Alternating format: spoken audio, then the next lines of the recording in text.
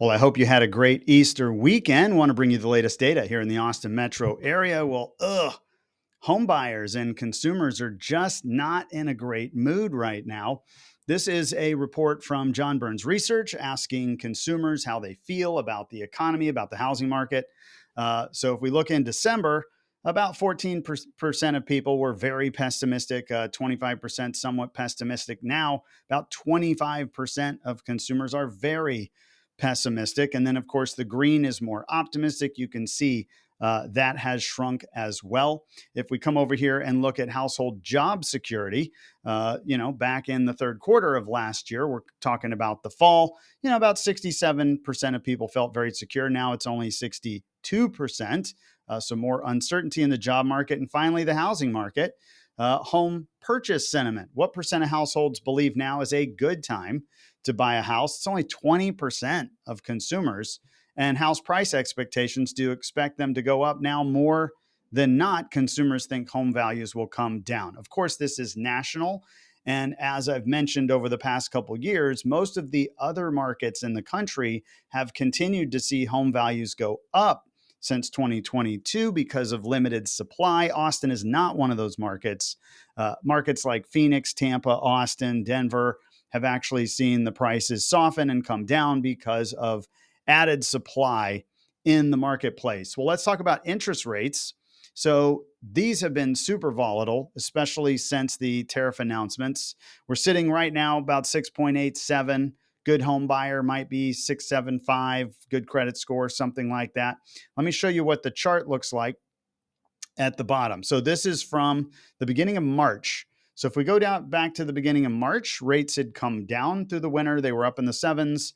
We got down into the 675 range and we just kind of stayed there, just kind of nice. It was pretty steady, just went up a little bit, down a little bit. And we actually saw rates come down as far as 6.6. This was the week before the big tariff announcements. And then, of course, bam, we saw rates fly up 0.5% in just a week and a half. Since then, they've come down a little bit, but still higher than where we were when we started April. So consumers right now with the rates too, if they're talking to their lenders, man, they're getting a different story every day. So watch the rates and of course, watch that bond market. We need to see the bond market get less volatile. We need to see the 10-year treasury come down a little bit.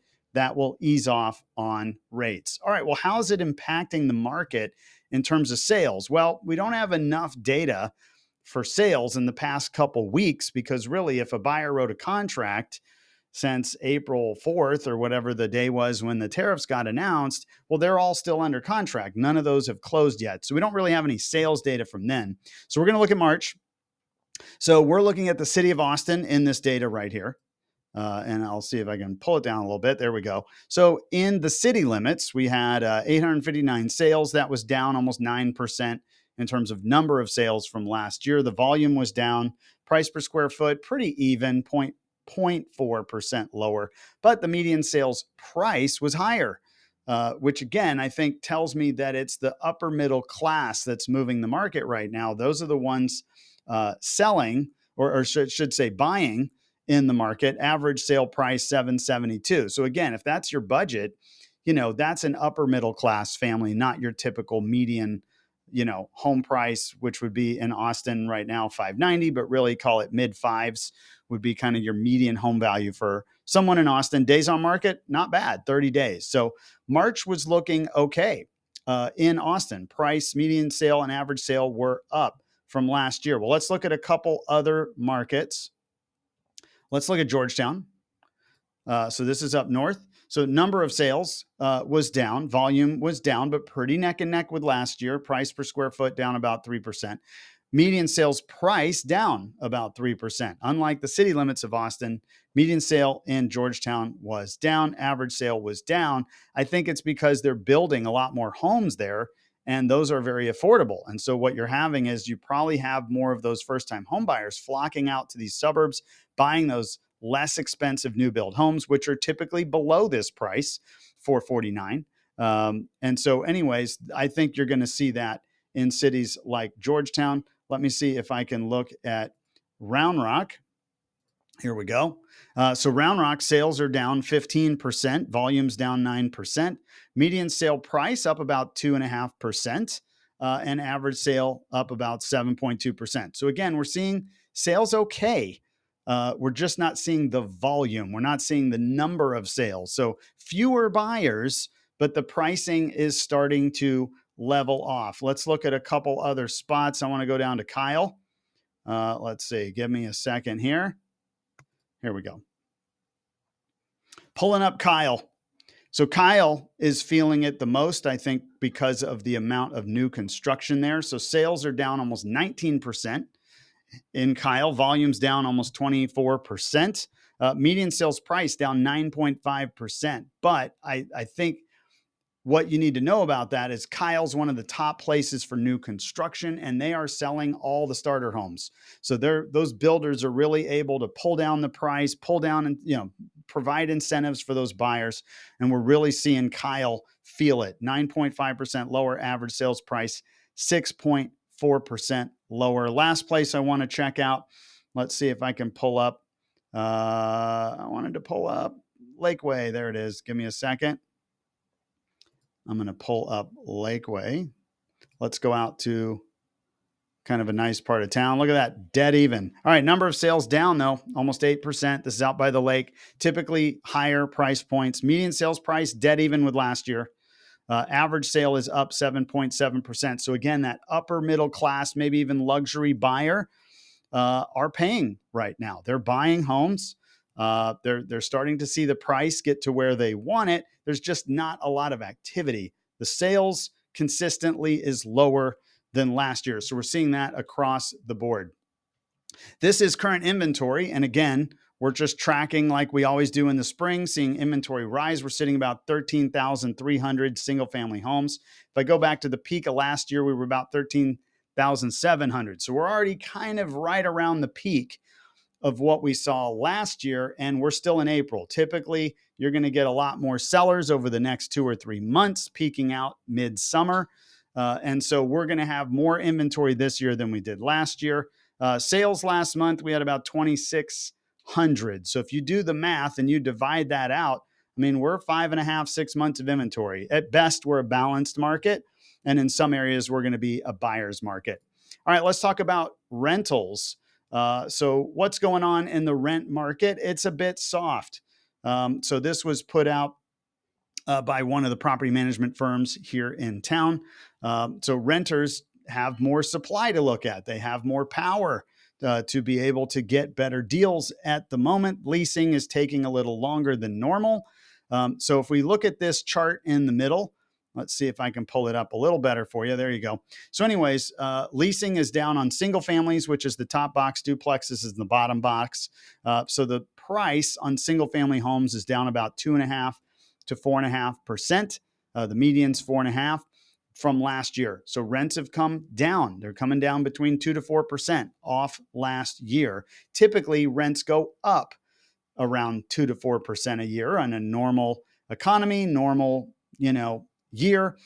So we're seeing softening, and that's because we have a large supply of rentals in the market. If we look at duplexes, it's a little tougher. Now, the duplex stock is more beat up. They're older. They're more kind of C-class properties. And so they're competing more with apartments, condos and different things. So, if they are fixed up, they probably rent a lot faster. But if they're the typical average older kind of beat up duplex, they're going to take longer to lease out. Days on market's up 21%. And they're down between 3 and 6% on their rent. So if you are a landlord right now, just know we're in a down cycle on rents. That might last through this year. We expect, based on data, the inventory should start to slowly start tightening up as we get into future years. That's going to help turn the rent corner and get them going again. And of course, rents are driven off labor and the job market. And as you saw in those previous slides, people aren't feeling so good. They're not feeling good about their jobs. They're probably not getting pay raises or the opportunity to move up in their career. And so what's happening is that means they're going to be more conservative on what they want to pay for rent to be safe.